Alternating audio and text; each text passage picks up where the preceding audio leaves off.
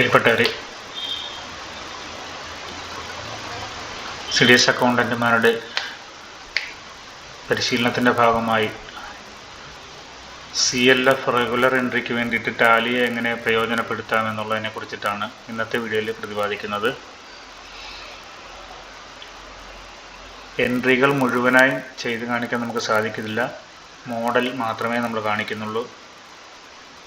ഓരോ CDSലെയും ട്രാൻസാക്ഷൻസിൻ്റെ എണ്ണം കൂടുന്നതിനനുസരിച്ച് സമയം വ്യത്യാസപ്പെട്ടിരിക്കും. അതുകൊണ്ട് തന്നെ മുഴുവൻ എൻട്രികളും നമുക്ക് ചെയ്ത് കാണിക്കാൻ സാധിക്കുന്നതല്ല. ഓരോ എൻട്രിയും എങ്ങനെയാണ് ടാലിയിൽ നിന്നും CLFൻ്റെ റെഗുലർ എൻട്രിയിലേക്ക് ചെയ്യുന്നത് എന്നുള്ളത് കാണിച്ചു തരാം. ബേസിക്കലി നമ്മുടെ ടാലിയിൽ ചില മാറ്റങ്ങൾ വരുത്തണം. നമ്മളെ വീഡിയോ ഫോളോ ചെയ്തിട്ടുള്ള സുഹൃത്തുക്കൾ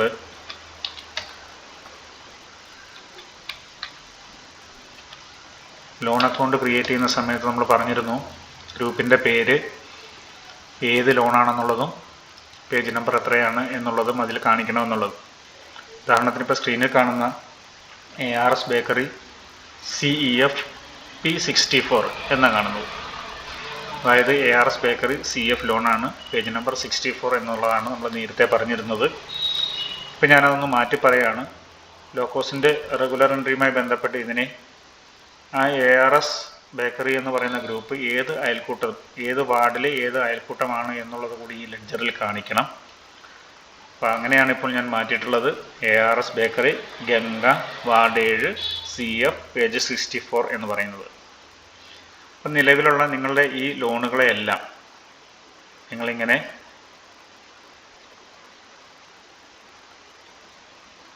വാർഡും അയൽക്കൂട്ടത്തിൻ്റെ പേര് കൂടി ചേർത്ത് ലെഡ്ജർ ക്രമീകരിക്കുന്നതിനാവശ്യമായ നടപടി ആദ്യം ചെയ്യണം.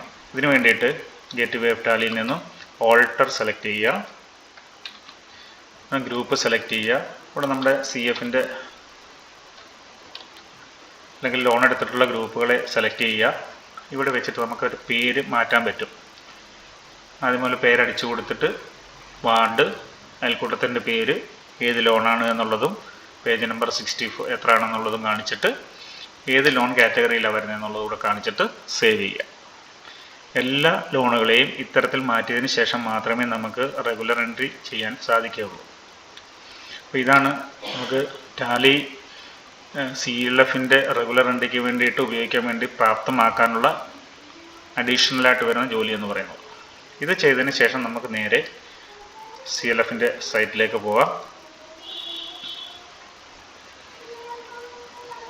നമുക്ക് റൈറ്റ് സൈഡിൽ നിന്ന് ലിസ്റ്റ് ഓഫ് മീറ്റിംഗ് എടുക്കുക. അതിൽ ഞാൻ ചെയ്ത് തുടങ്ങിയായിരുന്നു, ജൂൺ മാസത്തിലെ എൻട്രി സ്റ്റാർട്ട് ചെയ്തായിരുന്നു. അതുകൊണ്ട് അതിന് റെഗുലർ എൻട്രി ഓപ്പൺ ചെയ്യുകയാണ്. ഇവിടെ നമുക്ക് അറ്റൻഡൻസ് രേഖപ്പെടുത്താം. ഇതൊക്കെ പരിശീലന സമയത്ത് നിങ്ങളോട് പറഞ്ഞിട്ടുള്ളതാണ്. അതുകൂടാതെ ലോൺ റിക്വസ്റ്റ്, ഈ മാസത്തിൽ ഏതെങ്കിലും ലോൺ CDSൽ നിന്ന് നൽകിയിട്ടുണ്ടെങ്കിൽ അതുകൂടി ഇവിടെ രേഖപ്പെടുത്താം. നൽകിയിട്ടുണ്ടോ എന്നുള്ളത് നിങ്ങൾ നോക്കാൻ നിങ്ങൾക്ക് നിങ്ങളുടെ ടാലി നോക്കിയാൽ മതിയാവും. ടാലിയിലെ വരവ് ചെലവ് കണക്കുകളെടുത്ത് നോക്കിയാൽ നിങ്ങൾക്ക് അറിയാൻ പറ്റും ഏതെങ്കിലും ലോൺ കൊടുത്തിട്ടുണ്ടോ എന്നുള്ളത്. ഇവിടെ ഫൈനൽ അക്കൗണ്ട് എടുക്കുക, റെസിപ്റ്റ് ആൻഡ് പേയ്മെൻറ്റ് എടുക്കുക, ഓൾട്ട് F1 F12 പ്രസ് ചെയ്യുക, എക്സ്പാൻഡ് ഓൺ ലെവൽ എന്നുള്ള yes കൊടുക്കുക, സേവ് ചെയ്തിട്ട് ഡേറ്റ് ഒന്ന് മാറ്റി കൊടുക്കണം. 1/6 മുതൽ 30/6 വരെ കൊടുക്കുക. ഇവിടെ പേയ്മെൻറ്റ്സിനകത്ത് ലോൺ വല്ലതും കൊടുത്തിട്ടുണ്ടോ എന്നുള്ള current liabilities, assets, loans and advance asset അല്ല, ഇവിടെ ലോണൊന്നും കൊടുത്തിട്ടില്ല. ഉണ്ടെന്നുണ്ടെങ്കിൽ നമുക്ക് കറണ്ട് അസറ്റിനകത്ത് ലോൺസ് ആൻഡ് അഡ്വാൻസ് അസറ്റിൻ്റെ താഴെ ലോൺ കൊടുത്തിട്ടുള്ള ഗ്രൂപ്പിനെ നമുക്ക് കാണാൻ കഴിയും. അതുകൊണ്ട് തന്നെ ഇവിടെ ഈ മാസത്തിൽ ലോണൊന്നും നമ്മൾ കൊടുത്തിട്ടില്ല. ഉണ്ടെങ്കിൽ ആ ലോണിൻ്റെ മൊഡ്യൂളിനകത്ത് നിങ്ങൾ ലോൺ റിക്വസ്റ്റ് ആഡ് ചെയ്യണം. ഇത് കഴിഞ്ഞ് നമ്മൾ നേരെ ട്രാൻസാക്ഷൻസിലേക്കാണ് പോകുന്നത്. ട്രാൻസാക്ഷൻ സെലക്ട് ചെയ്യുക. ട്രാൻസാക്ഷൻ ചെയ്യുമ്പോൾ നമ്മളിവിടെ ആദ്യം ബാങ്ക് ഒന്ന് നോക്കുക. ബാങ്ക് സെലക്ട് ചെയ്യുക. ഇവിടുത്തെ മീറ്റിംഗ് നമ്പർ കൊടുക്കുക. ജൂൺ മാസത്തിലെ meeting number, bank account select ചെയ്യുക. ഈ പറഞ്ഞിരിക്കുന്ന ബാങ്ക് അക്കൗണ്ടിൻ്റെ ക്രമത്തിൽ വേണം നമ്മൾ ടാലിയിൽ നിന്ന് ഡേറ്റ എടുത്ത് ചെയ്യാൻ. ഇടയ്ക്ക് കയറി ചെയ്ത് കഴിഞ്ഞാൽ ഏത് എമൗണ്ടാണ് ഇനി ഇതിലേക്ക് വരാനുള്ളത് എന്നുള്ളത് നിങ്ങൾക്ക് അറിയാൻ കഴിയാതെ പോകും. അതുകൊണ്ട് നിങ്ങൾ ഈ ക്രമത്തിൽ തന്നെ, ഈ കിടക്കുന്ന ക്രമത്തിൽ തന്നെ വേണം നമ്മൾ ടാലിയിൽ നിന്ന് ഡേറ്റ എടുത്ത് CLFൻ്റെ റെഗുലർ എൻട്രിക്ക് വേണ്ടി വിനിയോഗിക്കാം. ഇനി ഈ പ്രവർത്തനങ്ങൾ തുടങ്ങുന്നതിന് മുമ്പ് നമുക്ക് 2 ലിസ്റ്റ് നമ്മുടെ കയ്യിൽ കരുതണം. ഒന്ന് നമ്മുടെ വാർഡുകളുടെ പേരും, രണ്ടാമത്തെ ലിസ്റ്റ് എന്ന് പറയുന്നത് അക്കൗണ്ട് നമ്പറുകളും അതിൻ്റെ പർപ്പസും, ആ അക്കൗണ്ട് ഏത് പർപ്പസിന് വേണ്ടിയിട്ട് ഉപയോഗിക്കുന്നു, അതായത് ഓൺ ഫണ്ട്, DFK, CF എന്ന് പറയുന്ന പർപ്പസും ആ അക്കൗണ്ട് നമ്പറുകളും, നമ്പർ മുഴുവനില്ലെങ്കിലും അവസാനത്തെ 3 ഡിജിറ്റ് എങ്കിലും കൃത്യമായിട്ട് നമ്മൾ എഴുതി ലിസ്റ്റാക്കി കയ്യിൽ വെച്ചുകൊണ്ട് മാത്രം, ഈ 2 ലിസ്റ്റുകളുടെ കയ്യിൽ വെച്ചുകൊണ്ട് മാത്രമേ നമ്മൾ ഇത്തരത്തിലുള്ള ലോക്കോസിൻ്റെ റെഗുലർ എൻട്രി ചെയ്യാൻ പാടുള്ളൂ. ഇതിൽ ആദ്യത്തെ അക്കൗണ്ട് ക്ലിയർ ചെയ്യാം നമുക്ക്. ആദ്യത്തെ അക്കൗണ്ട് കാനറ 452 എന്ന് പറയുന്ന അക്കൗണ്ട് നമ്പർ അവസാനിക്കുന്ന ഒരു ബാങ്കാണ്. അതിൻ്റെ ഞാൻ ആ അക്കൗണ്ട് ഏതാണെന്നുള്ളത് സെർച്ച് ചെയ്യുകയാണ്. നമുക്ക് ലിസ്റ്റിൽ നോക്കി കഴിഞ്ഞാൽ 452 എന്ന് പറയുന്നത് പിന്നോക്ക വികസനത്തിൻ്റെ ലോണിൻ്റെയാണ്. നമുക്ക് സെലക്ട് ചെയ്യാം. ഇവിടെ സെർച്ച് കൊടുക്കുക. പിന്നോക്ക വിഭാഗ വികസനത്തിൻ്റെ ലോണിൻ്റെ അക്കൗണ്ട് നമ്പറാണ് കാനറ 452 എന്ന് പറയുന്ന അക്കൗണ്ട് നമ്പർ. ഓക്കെ, ഇവിടെ നമ്മുടെ ഓപ്പണിംഗ് ബാലൻസ്, അപ്പോൾ ഞാൻ നേരെ ടാലിയിലേക്ക് പോവാണ്. ഇവിടെ ഇത്രയും ഇവിടെ ഓപ്പണിംഗ് ബാലൻസ് കാണിക്കുന്നുണ്ട്. 1,46,733 രൂപ ഓപ്പണിംഗ് ബാലൻസ് കാണിക്കുന്നുണ്ട്. കാണാൻ കഴിയുമല്ലോ. ഞാൻ നേരെ ടാലിയിലേക്ക് പോവാണ്. ഇവിടെ ഡിസ്പ്ലേ, അക്കൗണ്ട് ബുക്ക്, ലെഡ്ജർ, ഇവിടെ ചിന്നൂല് CDSൻ്റെ KSB CDC എന്ന് പറയുന്ന ലെഡ്ജർ ഓപ്പൺ ചെയ്തു. ഡേറ്റ് ഒന്ന് മാറ്റി കൊടുക്കുക. 1/6 മുതൽ 30/6 വരെ കൊടുക്കുക. ഇതാണ് പിന്നോക്ക വിഭാഗ വികസനത്തിൻ്റെ ജൂൺ മാസത്തിലെ എൻ്റെ ടാലി ലെഡ്ജർ എന്ന് പറയുന്നത്. ഇതിന് ഞാനൊന്ന് എക്സ്പോർട്ട് ചെയ്യുകയാണ്. എക്സലിലേക്കൊന്ന് എക്സ്പോർട്ട് ചെയ്യുകയാണ്. ഇവിടെ മുകളിൽ എക്സ്പോർട്ട് ഉണ്ട്. എക്സ്പോർട്ട് കൊടുക്കുക. ഓക്കെ, പുതിയൊരു എക്സലിലേക്ക് നമ്മളിതിനെ എക്സ്പോർട്ട് ചെയ്തു. ഈ CLFൻ്റെ റെഗുലർ എൻട്രിയുടെ സൈറ്റിൽ കണ്ട ബാലൻസ് 1,46,733 രൂപ. ഇത് ഓപ്പണിംഗ് ബാലൻസ്, ടാലിയുടെ ഓപ്പണിംഗ് ബാലൻസ് ആണ്. ഇവിടെയും അത് തന്നെയാണ് 1,46,733 രൂപ. അപ്പോൾ ഓപ്പണിംഗ് ബാലൻസ് കറക്റ്റാണ്. ഇനി നമ്മുടെ റെഗുലർ എൻട്രിയാണ് നമുക്ക് നോക്കേണ്ടത്. അതിന് വേണ്ടിയിട്ട് നമ്മുടെ എൻട്രി ഒന്ന് നോക്കുക. ഫസ്റ്റ് സൗപർണിക വാർഡ് 10 എന്നുള്ളതാണ്. വാർഡ് 10 ഏത് വാർഡാണെന്ന് അറിയണമെങ്കിൽ നമ്മുടെ ഞാൻ പറഞ്ഞു ഒരു ലിസ്റ്റ് വേണമെന്ന് പറഞ്ഞു. അപ്പോൾ നേരെ നമ്മൾ ആ ബാങ്കിലാണ് നമ്മൾ നിന്നത്. ബാങ്കിലെ ലിസ്റ്റ് എടുത്തിട്ട് ആദ്യത്തെ ബാങ്ക് സെലക്ട് ചെയ്ത് നോക്കി. അതിൽ എൻട്രി ഒന്നും നമ്മൾ ചെയ്തിട്ടില്ല. നേരെ നമ്മൾ റെസിപ്റ്റിലേക്ക് വരികയാണ്. റെസിപ്റ്റിൽ വന്നു. ഇനി നമ്മുടെ പരിശീലന സമയത്ത് ലഭിച്ച പോലെ തന്നെ SHG ആണ് തിരിച്ചടയ്ക്കുന്നത്. വാർഡ് 10 എന്ന് പറയുന്നത് വെമ്പുഴ എന്ന് പറയുന്നൊരു വാർഡാണ്. ഇവിടെ എടുത്തു കഴിയുമ്പോൾ നമുക്കറിയാം ലോണുള്ള ഗ്രൂപ്പുകളൊക്കെ ഇങ്ങനെ ഹൈലൈറ്റ് ചെയ്ത് കാണിക്കും. അവിടുത്തെ സൗപർണിക NHG ആണ്. സൗപർണിക എന്ന് പറയുന്ന NHG സെലക്ട് ചെയ്യുക. റെസിപ്റ്റ് മോഡ്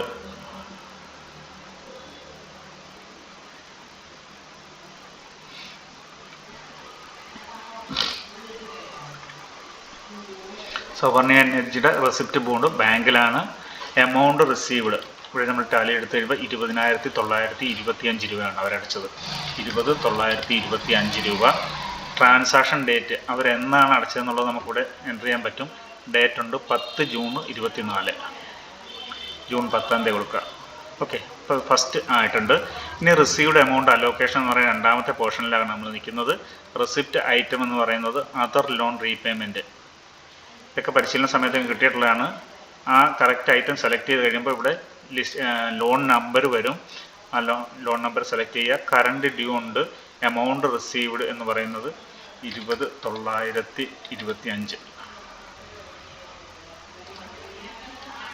ഓക്കെ, ഇത് സേവ് ചെയ്യുകയാണ്. അപ്പോൾ ആദ്യമേ തന്നെ നമ്മൾ ബാങ്ക് മോഡ് കൊടുത്തു, എമൗണ്ട് കൊടുത്തു, ട്രാൻസാക്ഷൻ ഡേറ്റ് കൊടുത്തു. അതിൻ്റെ സ്പ്ലിറ്റപ്പാണ് റിസീവ്ഡ് എമൗണ്ടിൻ്റെ അലോക്കേഷൻ ഏത് ഇനത്തിലാണ് വന്നതെന്നുള്ളതും ലോൺ അക്കൗണ്ട് ഓപ്റ്റ് ചെയ്യാനുള്ള ഓപ്ഷൻ ഉണ്ടായിരുന്നു. ഇവിടെ കറക്റ്റ് ഐറ്റം കൊടുത്തെങ്കിൽ മാത്രമേ ഇവിടെ ലോൺ അക്കൗണ്ട് വരികയുള്ളൂ. അത് കഴിഞ്ഞ് കറണ്ട് ഡ്യൂ വന്നു, എമൗണ്ട് വീണ്ടും നമ്മൾ കൊടുത്തു, സേവ് റെസിപ്റ്റ് ഡീറ്റെയിൽ. അപ്പോൾ ഇവിടെ ചെക്ക് നമ്പർ ചോദിക്കും, ചെക്ക് നമ്പർ കൊടുക്കുക, ചെക്ക് നമ്പറിൻ്റെ കൊടുക്കുക, cheque issue date 10 date, transaction date 10/6/24, CLF account number, ഏത് അക്കൗണ്ടിലേക്കാണ് വന്നത് ആ അക്കൗണ്ട് കറക്റ്റ് സെലക്ട് ചെയ്ത് കൊടുക്കണം. 452 നമ്മുടെ കയ്യിലിരിക്കുന്ന ലിസ്റ്റിലുള്ള 452 എന്ന് പറയുന്ന പിന്നോക്ക വിഭാഗത്തിൻ്റെ അക്കൗണ്ട് കൊടുക്കുക. നരേഷൻ എന്തെങ്കിലും കൊടുക്കാനുണ്ടെങ്കിൽ കൊടുക്കുക, സേവ് ചെയ്യുക. അപ്പോൾ ഇവിടെ ഇത് സേവ് ആയി കഴിഞ്ഞു.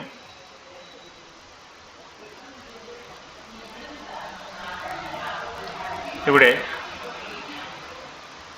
10/6 30/4 31/5 10/6 ഇവിടെ എന്ത് ചെയ്തു, ആ ലോൺ വന്നിട്ടുണ്ട്. ഓക്കെ, ഇനി അടുത്തത്, അപ്പം നമ്മൾ ഇതിനെ ഒന്ന് കളർ ചെയ്യുകയാണ്. ഇത് എൻ്റർ ചെയ്ത് കഴിഞ്ഞു. അടുത്തത് ദേവമിത്ര എന്ന് പറയുന്ന വാർഡ് 2. അപ്പോൾ വാർഡ് 2 എന്ന് പറയുന്നത് കുന്നേൽ പീടിക. ഇതിൽ ദേവമിത്ര സെലക്ട് ചെയ്യുക.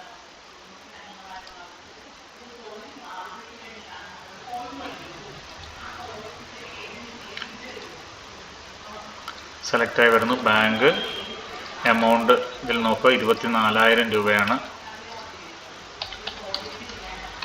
എമൗണ്ട് ഡേറ്റ് നോക്കുക 10 June.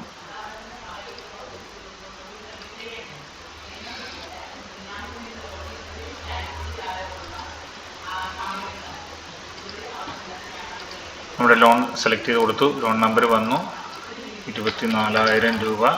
Save receipt details. Check number, check date 10-ാം തീയതി, 452 അക്കൗണ്ട് സെലക്ട് ചെയ്തു, സേവ് ചെയ്തു. അപ്പോൾ ആ ദേവമിത്ര കുടുംബശ്രീ അടച്ചിട്ടുള്ള ലോണുകളെല്ലാം ഇവിടെ തിരിച്ചടച്ചിട്ടുള്ള എല്ലാം ഇവിടെ അറിയാൻ കഴിയും. അടുത്തത് ഇപ്പോൾ അത് കണ്ടു കഴിഞ്ഞു. അടുത്തത് അതുല്യ എന്ന് പറയുന്ന ഗ്രൂപ്പാണ്. അതുല്യ വാർഡ് 1.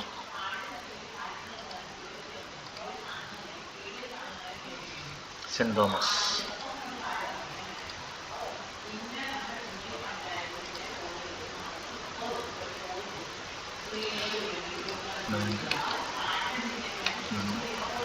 ഇത് നമ്മൾ പരിശീലന സമയത്ത് നമുക്ക് കിട്ടിയ കാര്യങ്ങളാണ്. ഇനി ഞാൻ പറഞ്ഞു തരാൻ പോകുന്നത് ഇതല്ല ഞാൻ ശരിക്കും ഉദ്ദേശിച്ചത്. ഇതിൽ കുറച്ച് കാര്യങ്ങൾ, മറ്റ് ചില കാര്യങ്ങളുണ്ട്. അതാണ് ഞാൻ പറഞ്ഞു തരാൻ ഉദ്ദേശിക്കുന്നത്. ഇത് നമ്മൾ റെഗുലറായിട്ട് ചെയ്യാൻ പറഞ്ഞിട്ടുള്ള കാര്യങ്ങളാണ്. അതൊക്കെ അത് നിങ്ങൾ ചെയ്തോളൂ.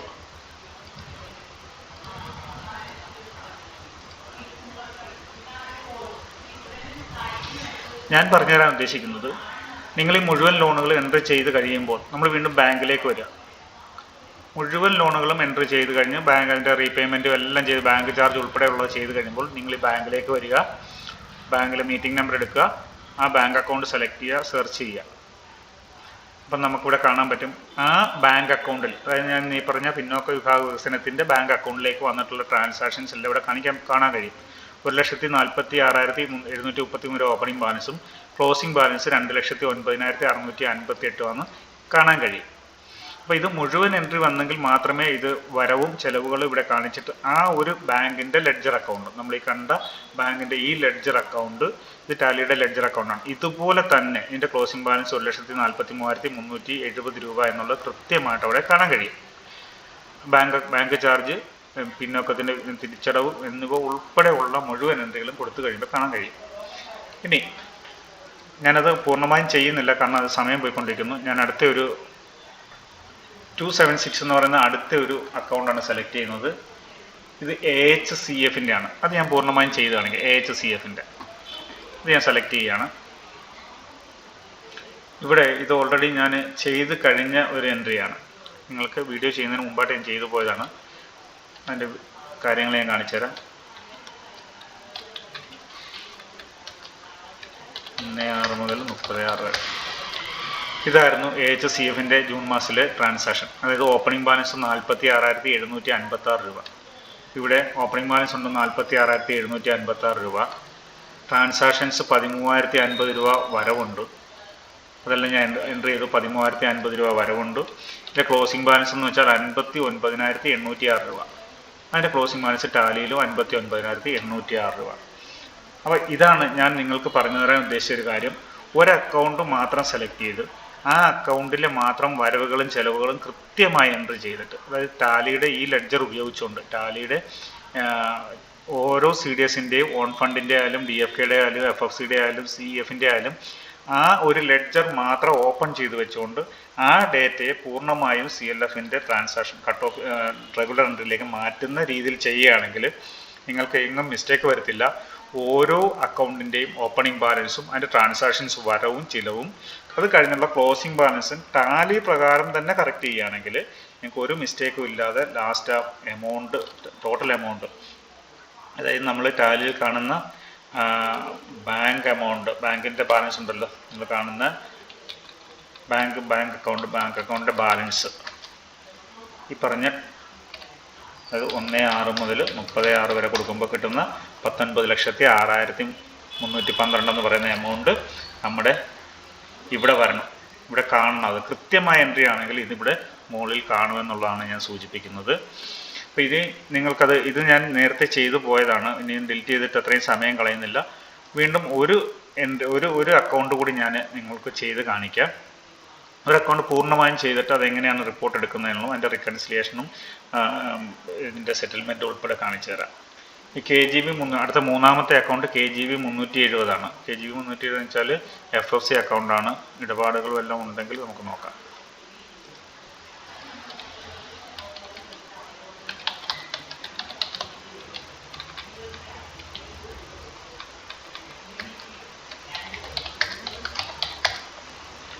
അതിന് ഇടപാടുകളൊന്നുമില്ല. FFC അക്കൗണ്ടിൽ ടാലിയിൽ ഇടപാടുകളൊന്നുമില്ല. ഓപ്പണിംഗ് ബാലൻസ് 37,943, ക്ലോസിംഗ് ബാലൻസ് അത് തന്നെ. അപ്പോൾ നമ്മുടെ ഇതിലും CLFൻ്റെ എൻട്രിയിലും 37,493. അത് ഒരിടപാടും ഇല്ലാത്തതുകൊണ്ട് നമുക്ക് ചെയ്യേണ്ട ആവശ്യമില്ല. അടുത്ത അക്കൗണ്ടിലേക്ക് പോകാം. കാനറ 778 DFK ആണ്. DFKക്ക് നമുക്കിവിടെ ട്രാൻസാക്ഷൻ ഒന്നും ഇല്ലാത്തതാണ്, എങ്കിലും നോക്കിയേക്കാം.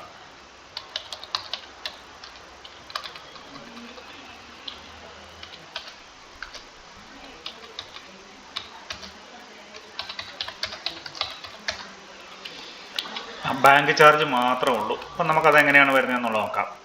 നമുക്ക് CLFൻ്റെ റെഗുലർ എൻട്രിയിൽ DFK അക്കൗണ്ട് വന്നിട്ടുണ്ട്.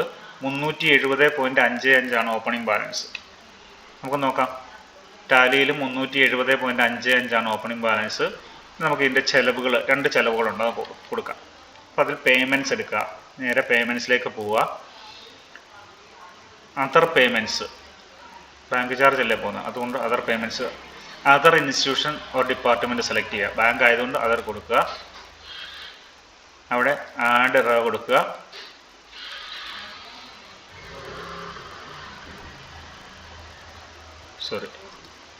അതർ ഇൻസ്റ്റിറ്റ്യൂഷൻ അല്ല, അതേഴ്സ് ആണ് കൊടുക്കേണ്ടത്. ബാങ്കിന് അതേഴ്സ് ആണ് കൊടുക്കേണ്ടത്. ആഡ് കൊടുക്കുക. Paid to Canara bank. Paid towards എന്തിന് കൊടുത്തു എന്നുള്ളതാണ് ബാങ്ക് ചാർജസ്. ഇവിടെ നമുക്ക് 329.41, അതായത് 370 രൂപയാണ് ബാങ്ക് ചാർജായിട്ട് ഈ മാസം പോയിട്ടുള്ളത്. അത് 370 രൂപ. നമുക്കിപ്പോൾ ഒത്തിരി എൻട്രി ചെയ്തിട്ട് കാര്യമില്ല. 370 രൂപ ഒന്നിച്ച് നമ്മൾ കാണിക്കുക. മോഡ് ഓഫ് പേയ്മെൻറ്റ് എന്ന് പറയുന്നത് ബാങ്കാണ്. ചെക്ക് കാണിക്കുക. Date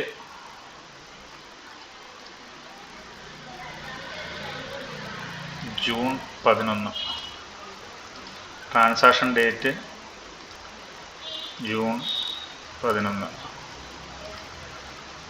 account number 778 DFK 778 save ചെയ്യുക. അപ്പോൾ അങ്ങനെ നമ്മളിപ്പോൾ ചെയ്തെന്ന് വെച്ചാൽ പേയ്മെൻറ്റ്സിൽ അതേഴ്സിൽ കൊണ്ടുവന്നിട്ട് ബാങ്ക് ചാർജ് എൻട്രി ചെയ്തെന്നുള്ളതാണ്. നേരെ നമ്മൾ വീണ്ടും ബാങ്കിലേക്ക് പോവുകയാണ്. ബാങ്കിൽ നമ്മുടെ അക്കൗണ്ട് ഒന്ന് എടുത്ത് നോക്കാം നമുക്ക് എന്താണ് സംഭവിച്ചതെന്നുള്ളത്. 778 എന്ന് പറയുന്ന അക്കൗണ്ട് എടുത്തു. സെർച്ച് കൊടുക്കുന്ന സമയത്ത് നമുക്ക് കാണാൻ കഴിയും ഓപ്പണിംഗ് ബാലൻസ് 370 രൂപ, ചിലവ് 370 രൂപ പോയിട്ട് ബാക്കി 55 പൈസയാണുള്ളത്. നമ്മുടെ ടാലിയിലും അങ്ങനെ തന്നെയാണ്. ഓപ്പണിംഗ് ബാലൻസ് 370 രൂപ, 370 രൂപ ചിലവ് പോയിട്ട് 55 പൈസ. അപ്പോൾ ഇങ്ങനെയാണ് മുഴുവൻ അക്കൗണ്ടുകളും നിങ്ങൾ ക്ലിയർ ചെയ്യേണ്ടത്. കാനറ 317 എന്ന് പറയുന്നത് ഓൺ ഫണ്ടാണ്. നമുക്ക് നോക്കാം ഓൺ ഫണ്ട് എങ്ങനെ വരും എന്നുള്ളത്. ഓൺ ഫണ്ടിൽ ട്രാൻസാക്ഷൻസ് എൻട്രി ചെയ്യാൻ കാണും. ഓൺ ഫണ്ട് നോക്കാം. ഇത്രയും എൻട്രികളുണ്ട്. ഒരുപക്ഷെ നമുക്ക് ചെയ്യാൻ പറ്റുന്ന കാര്യങ്ങളായിരിക്കാം. നമുക്കൊന്ന് നോക്കാം. ഫസ്റ്റ് ചെയർപേഴ്സൺ ഓണറേറിയാണ് 2 ജൂണിൽ. നമുക്കിവിടെ പേയ്മെൻറ്റ് എടുക്കുക. എല്ലാം പേയ്മെൻറ്റുകൾ മാത്രമേ ഉള്ളൂ, റെസിപ്റ്റുകളൊന്നും തന്നെ ഇല്ല. പേയ്മെൻ്റ് എടുക്കുക, other payment, others, add row കൊടുക്കുക, ക്രെഡിറ്റ് ടു ചെയർപേഴ്സൺ,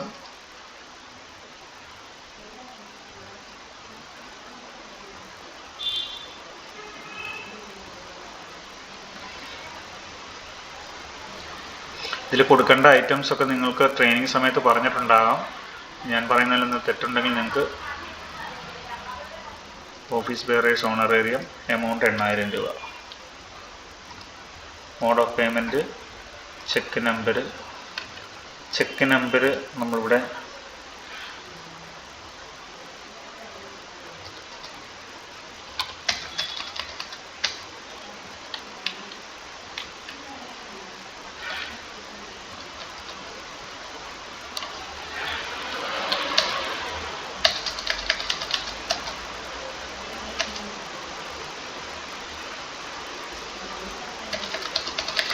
ഇത് ഓപ്പൺ ചെയ്യുമ്പോൾ നമുക്ക് ചെക്ക് നമ്പർ കാണാൻ കഴിയും. അല്ലെങ്കിൽ ചെക്ക് ഇഷ്യൂ രജിസ്റ്റർ എടുത്ത് നോക്കി വേണം അടിക്കാൻ. 70/12/32. Check date 2/2.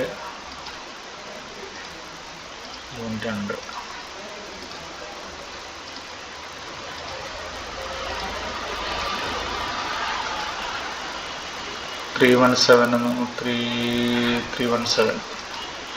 ഇവിടെ അക്കൗണ്ട് സെലക്ട് ചെയ്യുന്നത് കറക്റ്റ് ആയിരിക്കണം, അല്ലെങ്കിൽ മിസ്റ്റേക്ക് ആയിപ്പോകും കേട്ടോ.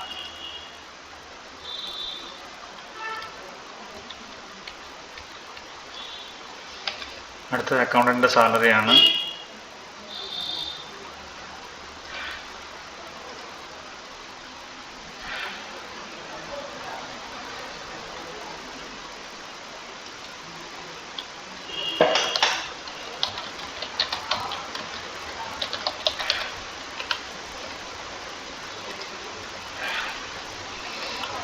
Keeper payments 9677.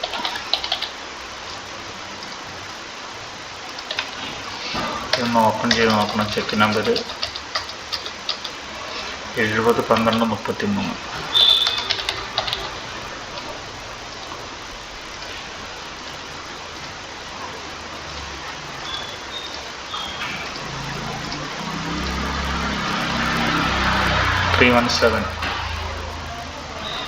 സേവ് ചെയ്യാം.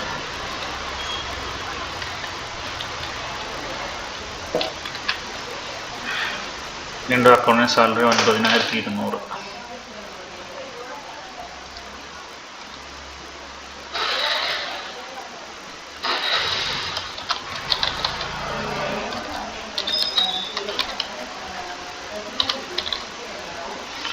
കീപ്പർ പേയ്മെൻറ്റ്സ് 9200 രൂപ.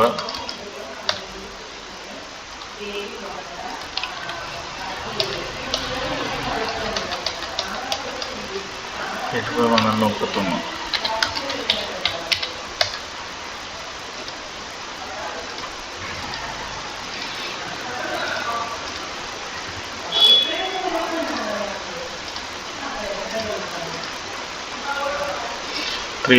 ഇവിടെ അക്കൗണ്ട് നമ്പർ തെറ്റാൻ പാടില്ല. തെറ്റിക്കഴിഞ്ഞാൽ മൊത്തം കുളമായി പോകും.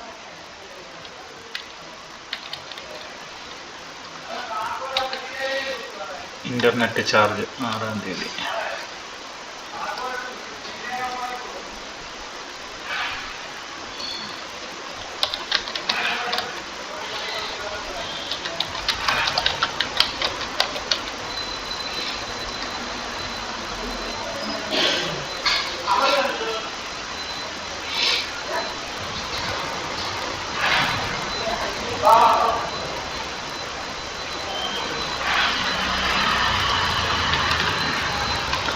$991 രൂപ.